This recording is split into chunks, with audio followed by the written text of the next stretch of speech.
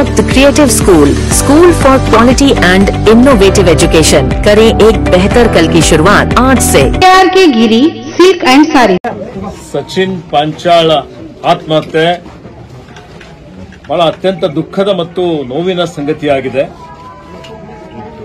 ಒಬ್ಬ ಯುವಕ, ಒಬ್ಬ ಇಂಜಿನಿಯರ್, ಒಂದು ಪರಿವಾರದ ಆಧಾರ ಸ್ತಂಭ ಇವತ್ತು ಈ ರೀತಿಯಲ್ಲಿ ಆತ್ಮಹತ್ಯೆ ಮಾಡಿಕೊಂಡಂತದ್ದು ಇದು ಅತ್ಯಂತ ಬಹಳ ಖೇದಕರವಾದಂತ ದುಃಖಕರವಾದಂತ ಒಂದು ಸಂಗತಿಯಾಗಿದೆ.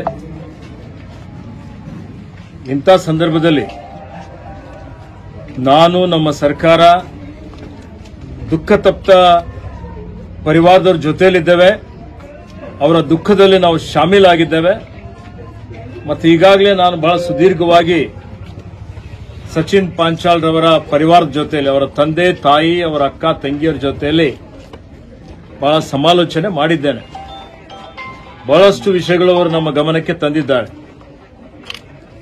ಪ್ರಮುಖವಾಗಿ ಸಚಿನ್ ಆತ್ಮಹತ್ಯೆ ಮಾಡಿಕೊಳ್ತಾನೆ ಅನ್ನುವಂತ ಒಂದು ಮಾಹಿತಿ ಬಂದ ಮೇಲೆ ಇನ್ಸ್ಟಾಗ್ರಾಮ್ ಮೇಲೆ ಅವರ ಪರಿವಾರದವರು भविष्य निधि म्यूचुअल फंड इन्वेस्टमेंट्स के साथ करे अपना और अपने परिवार का भविष्य सुरक्षित। Miles fuel active for diesel and petrol, इसके यूज से 5 से 12 रुपए की बचत हर लीटर पर। ಸುಮಾರು ಪೊಲೀಸ್ ಸ್ಟೇಷನ್ಗೆ 2-3 ಕಡೆ ಹೋಗಿ ದೂರು ಕೊಟ್ಟರು. ಸಕಾಲದಲ್ಲಿ ಪೊಲೀಸರು ಆ ದೂರನ್ನು ಸ್ವೀಕಾರ ಮಾಡಿಲ್ಲ ಅನ್ನುವಂಥದ್ದು ಬಹಳ ಮಹತ್ತರವಾದಂತಹ ಒಂದು ದೂರಾಗಿದೆ. ಇದ್ರ ಬಗ್ಗೆ ಈಗಾಗಲೇ ನಾನು ಪೊಲೀಸ್ ವರಿಷ್ಠಾಧಿಕಾರಿ ಅವರಿಗೆ ತನಿಖೆ ಮಾಡಿ ಕ್ರಮ ತೆಗೆದುಕೊಳ್ಳ್ರಿ ಅಂತ ಹೇಳಿದ್ದೇನೆ. ಕೆಲವೊಂದು ಪೊಲೀಸರ ಮೇಲೆ ಕ್ರಮ ಆಗಿದೆ, ಇನ್ನು ತನಿಖೆಯನ್ನು ನಡೀತಾ ಇದೆ ಅಂತ ಹೇಳಿದ್ದಾರೆ.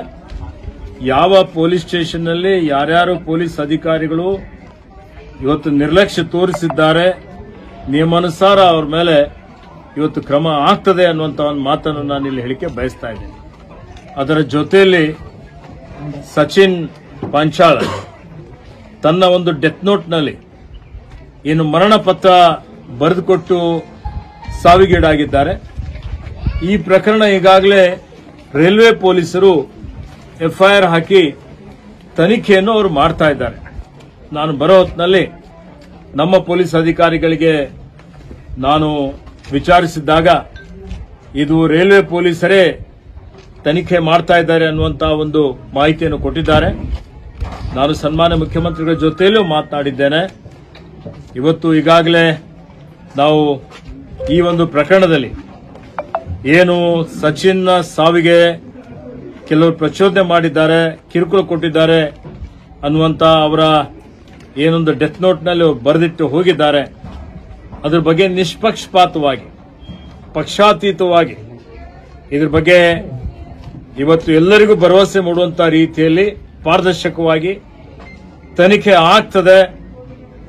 ರಾಜ್ಯ ಸರ್ಕಾರ ಸಿಒಡಿಗಿರ್ಬೋದು ಅಥವಾ ಇತರ ಸಂಸ್ಥೆಗೂ ಈ ಒಂದು ತನಿಖೆಯನ್ನು ಒಪ್ಪಿಸಿ ಇವತ್ತು ಯಾರು ಆರೋಪಿಗಳಿರಬಹುದು, ಯಾರು ಇದರಲ್ಲಿ ಇವತ್ತು ಈ ರೀತಿಯಲ್ಲಿ ಪ್ರಚೋದನೆ ಕೊಡಲಿಕ್ಕೆ ಪ್ರಯತ್ನ ಮಾಡಿ ಕಿರುಕುಳ ಕೊಟ್ಟಂತದ್ದು, ಇವತ್ತು ಇದರಲ್ಲಿ ಅಂತವ್ರ ಮೇಲೆ ಕಾನೂನು ರೀತಿಯ ಕ್ರಮ ಆಗ್ತದೆ.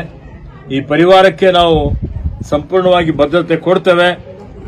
ಮತ್ತು ಸರ್ಕಾರದ ವತಿಯಿಂದ ಸರ್ಕಾರದ ಮತ್ತು ಖಾಸಗಿ ಜಂಟಿ ಸಹಭಾಗಿತ್ವದಲ್ಲಿ ಇವತ್ತು ಜೀವ ಅತ್ಯಮೂಲ್ಯವಾದಂಥದ್ದು, ಜೀವ ಮತ್ತೆ ಪುನಃ ಬರೋದಿಲ್ಲ.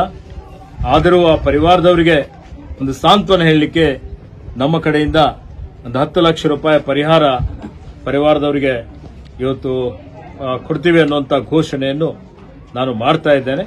ತನಿಖೆ ನಡೀತದೆ. ಸರ್, ಇದು ವೈಯಕ್ತಿಕ ಯಾವ ಅಮೌಂಟ್ ಪರಿಹಾರ ವೈಯಕ್ತಿಕನೇ ಹೆಂಗ? ಸರ್ಕಾರ ಮತ್ತು ಖಾಸಗಿ ಜಂಟಿ ಸಹಭಾಗಿತ್ವ. ಸರ್, ನಿನ್ನೆ ಬಿಜೆಪಿ ನಿಯೋಗ ಬಂದಿತ್ತು ಸರ್, ಬೀದರ್ ಮತ್ತು ಕಲಬುರಗಿ. ಅವರು ಆರೋಪ ಮಾಡ್ತಿರುವಂತದ್ದು ಇನ್ನೂವರೆಗೂ ಬಂದಿಲ್ಲ ಸಚಿವರು, ಒಂದು ಫೋನು ಮಾಡಿಲ್ಲ ಅವರಿಗೆ. ಇವ್ರು ಏನಾದ ರಾಜೀನಾಮೆ ಕೊಡಬೇಕು, 1 ಕೋಟಿ ರೂಪಾಯಿ ಪರ್ಯಾಯ ಕೊಡಿಸಬೇಕು ಸಿಎಂ ಕಡೆಯಿಂದ ಅನ್ನುವಂಥದ್ದು ಅವ್ರದ್ದು. ಸಿಬಿಐ ತನಿಖೆ ಮಾಡಬೇಕು ಅನ್ನೋದು. ನೋಡಿ, ನಾನು ಬೆಳಗಾವಿಯಲ್ಲಿದ್ದೆ. ಬೆಳಗಾವಿಯಲ್ಲಿ ನಮ್ಮ ಕಾಂಗ್ರೆಸ್ ಪಕ್ಷದ ಅಧಿವೇಶನದ ಅಂದರೆ ರಾಷ್ಟ್ರಪಿತ ಮಹಾತ್ಮ ಗಾಂಧೀಜಿಯವರು ಏನು ಎಐಸಿಸಿ ಅಧ್ಯಕ್ಷರಾಗಿ ಶತಮಾನೋತ್ಸವ ಆಚರಣೆ ಮಾಡುವಂತಹ ಕಾರ್ಯಕ್ರಮದಲ್ಲಿ ಅತ್ಯಂತ ದುಃಖದ ಒಂದು ಮನಮೋಹನ್ ಸಿಂಗ್ ರವರ ನಿಧನದ ಸುದ್ದಿ ಬಂದಾಗ ನಾವು ಅವರ ಒಂದು ಶ್ರದ್ಧಾಂಜಲಿ ಸಭೆಯಲ್ಲಿ ನಾವೆಲ್ಲ ಭಾಗವಹಿಸಿದ್ದೇವೆ. ನನಗೆ ಜಿಲ್ಲಾ ಪೊಲೀಸ್ ವರಿಷ್ಠಾಧಿಕಾರಿಗಳು ಮಾಹಿತಿ ಕೊಟ್ಟ ತಕ್ಷಣ ತನಿಖೆ ಮಾಡಿ ಅಂತೇಳಿ ಹೇಳಿ ಆ ಒಂದು ಪರಿವಾರಕ್ಕೆ ಭದ್ರತೆ ಕೊಡಿ ಅಂತ ಹೇಳಿದ್ದಾರೆ. ನಾನು ಭಾಲ್ಕಿಯಲ್ಲಿ ಇದ್ದುಕೊಂಡು ಬೀದರ್ನಲ್ಲಿ ಇದ್ದುಕೊಂಡು ಸಾಂತ್ವನ ಹೇಳಿಲ್ಲ ಅಂತ ಹೇಳಿದ್ರೆ ಅದು ವಿಷಯ ಬೇರೆ ಆಗ್ತಿತ್ತು. ನಾನು ಬೆಳಗಾಂದಲ್ಲಿ ಇವತ್ತು ಬೇರೆ ಬೇರೆ ಶ್ರದ್ಧಾಂಜಲಿ ಕಾರ್ಯಕ್ರಮದಲ್ಲಿ ಭಾಗವಹಿಸಿದಂತಹ ಸಂದರ್ಭದಲ್ಲಿ ಅದಕ್ಕೂ ಒಂದು ರಾಜಕೀಯ ಲೇಪನ ಕೊಡುವಂಥದ್ದು ಅದು ಎಷ್ಟು ಮಟ್ಟಿಗೆ ಸಮಂಜಸ ಅಂತೇಳಿ ಹೇಳಿ ಇವತ್ತು ಎಲ್ಲ ಮುಖಂಡರುಗಳು ಆತ್ಮಾವಲೋಕನ ಮಾಡಿಕೊಳ್ಳಲಿ ಅನ್ನುವಂಥ ಮಾತನ್ನು ನಾನು ಹೇಳಿಕೆ ಬಯಸ್ತಾ ಇದ್ದೀನಿ. ಕಲಬುರಗಿ ಮತ್ತು ಬೀದರ್ ಪೊಲೀಸ್ ಸ್ಟೇಷನ್ ಬಾಂಗ್ಲಾ ಪಾಕಿಸ್ತಾನಕ್ಕೆ ಹೋಲಿಸ್ತಾ ಇದ್ದಾರೆ ಬಿಜೆಪಿ ನಾಯಕರು. ಕಾನೂನು ಸುವ್ಯವಸ್ಥೆ ಹದಗೆಟ್ಟಿದೆ, ಇಲ್ಲಿ ಕಾಂಗ್ರೆಸ್ ಕಚೇರಿ ಆಗಿಬಿಟ್ಟಿದೆ. ನೋಡಿ, ಯಾವುದೇ ಪುರಾವೆಗಳಿಲ್ಲದೆ ಯಾವುದೇ ಆಧಾರ ಇಲ್ಲದೆ ಇವತ್ತು ಸುಳ್ಳು ಹೇಳುವಂಥದ್ದೇ ಇವತ್ತು ಅವರಿಗೆ ಒಂದು ಅವ್ರ ಮನೆ ದೇವರು.